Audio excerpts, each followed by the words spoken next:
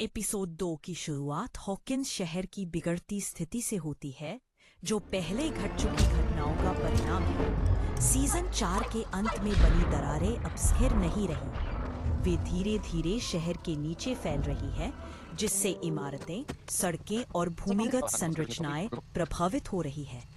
जानवर अजीब व्यवहार करने लगते हैं, इलेक्ट्रॉनिक उपकरण बिना किसी कारण के खराब हो जाते हैं और कुछ इलाके रहने लायक नहीं रह जाते। अपसाइड डाउन का प्रभाव अव्यवस्थित अराजकता की बजाय एक नियंत्रित और सोच समझी रणनीति के तहत फैल रहा है, जिससे यह संकेत मिलता है कि इस आक्रमण के पीछे कोई बुद्धिमत्ता है। सेना की मौजूदगी काफी बढ़ जाती है और हॉकिंस लगभग लॉकडाउन की स्थिति में आ जाता है। सेना के साथ काम कर रहे वैज्ञानिक दरारों का नक्शा बनाते हैं और असामान्य ऊर्जा पैटर्न को मापते हैं। उनके शोध से पता चलता है कि अपसाइड डाउन केवल वास्तविक दुनिया पर चढ़ नहीं रहा है, बल्कि उसे सक्रिय रूप से नया आकार दे रहा है। इससे यह चिंता बढ़ जाती है कि यदि इसे जल्द नहीं रोका गया तो यह प्रक्रिया अपरिवर्तनीय हो सकती है। निकासी की अफवाहें फैलने लगती हैं, जिससे आम लोगों में दहशत फैलती है, लेकिन अधिकारियों की ओर से कोई स्पष्ट जानकारी नहीं दी जाती। 11 अभी भी छिपी हुई है, लेकिन वह बेचैन होती जा रही है। उसे महसूस होता है कि वेगना जीवित है, हालांकि वह उसकी सटीक स्थिति का पता नहीं लगा पाती। जब वह अपनी शक्तियों का उपयोग करने की कोशिश करती है, तो उसे बिखरी हुई और अस्पष्ट झलकियां दिखाई देती है।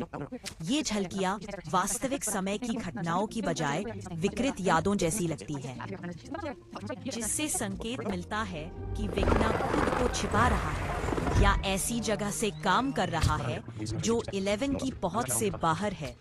इससे 11 के मन में संदेह पैदा होता है, क्योंकि वह हमेशा अपनी क्षमताओं पर भरोसा करती आई है। इस एपिसोड में विल की हालत और गंभीर हो जाती है। वेगना के साथ उसका संबंध अब केवल शारीरिक संवेदनाओं तक सीमित नहीं रहता, बल्कि भावनात्मक और मानसिक स्तर तक पहुंच जाता है। विल को ऐसी यादें आने लगती हैं जो उसकी अपनी नहीं है।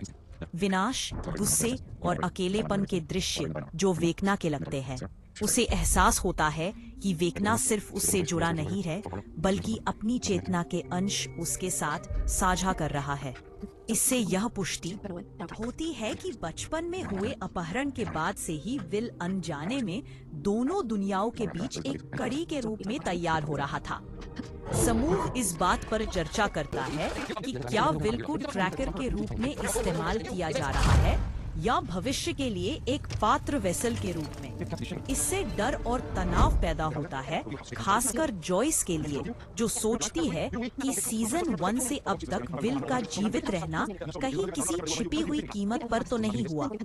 इसके बावजूद विल मदद करने पर जोर देता है, क्योंकि उसका मानना है कि उसका यह संबंध ही वेगना को हमेशा के लिए रोकने का एकमात्र तरीका हो सकता है। इसी बीच डस्टिन और बाकी लोग अपसाइड डाउन की संरचना की गहराई से जांच करते हैं। उनका सिद्धांत है कि यह आयाम एक जीवित प्राणी की तरह काम करता है, जिसमें वेगना उसका निर्माता नहीं बल्कि नियंत्रक शक्ति है। इससे संकेत मिलता है कि केवल वेगना को मारना अपसाइड डाउन को नष्ट नहीं करेगा, लेकिन उसे हटाने से यह इतना अस्थिर हो सकता है कि दोनों दुनियाओं के बीच का संबंध सील किया जा सके। मैक्स की धीमी रिकवरी जारी रहती है। शारीरिक रूप से जीवित होने के बावजूद उसकी मानसिक स्थिति अब भी नाजुक है। उसे ऐसे पल आते हैं जब उसके विचार अंधकार में डूब जाते हैं, जो यह दर्शाता है कि वेगना की उसके दिमाग तक अब भी आंशिक पहुंच है। इन पलों से यह भी पता चलता है कि वेगना अपने शिकारों के भावनात्मक आघात को ऐसे कर खुद को और शक्तिशाली बनाता है। मैक्स का जीवित रहना इस बात का सबूत बनता है कि वेगना के नियंत्रण का विरोध किया जा सकता है, जो आशा देता है, लेकिन साथ ही लंबे समय तक बने रहने वाले संबंधों के खतरे को भी उजागर करता है। हॉपर और जॉयस को अपसाइड डाउन से जुड़े पुराने सरकारी प्रयोगों के बारे में चौंकाने वाली जानकारी मिलती है। उन्हें पता चलता है कि हॉकिंस पहला स्थान नहीं था जहां आयामी शोध किया गया, लेकिन प्रयोगों के बड़े पैमाने और वेकना के हस्तक्षेप के कारण यह सबसे अधिक अस्थिर बन गया। यह खुलासा दर्शाता है कि इस आपदा में मानवीय कार्रवाइयों की भी बड़ी भूमिका रही है, जिससे इसे केवल एक अलौकिक दुश्मन मानने की धारणा और जटिल हो जाती है। एपिसोड के आगे बढ़ने पर विल हॉकिंस के नीचे एक सघन उपस्थिति को पहचानता है।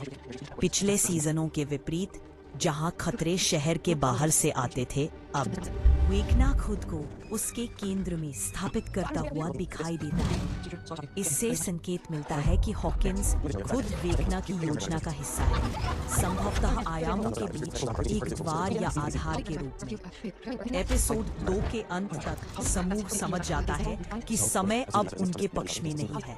अपसाइड डाउन बेतरतीब ढंग से नहीं, बल्कि रणनीतिक रूप से आगे बढ़ रहा है। वेकना अपनी शक्ति वापस पा रहा है, सरकारी हस्तक्षेप खतरे को और बढ़ा रहा है, और विल का संबंध जीत की कुंजी भी बन सकता है, और सबसे बड़ा जोखिम भी। एपिसोड का समापन कहानी को प्रतिक्रिया से तैयारी की ओर मोड़ देता है, यह स्पष्ट करते हुए कि अंतिम संघर्ष में भागने के बजाय सोच समझकर किया गया बलिदान आवश्यक होगा।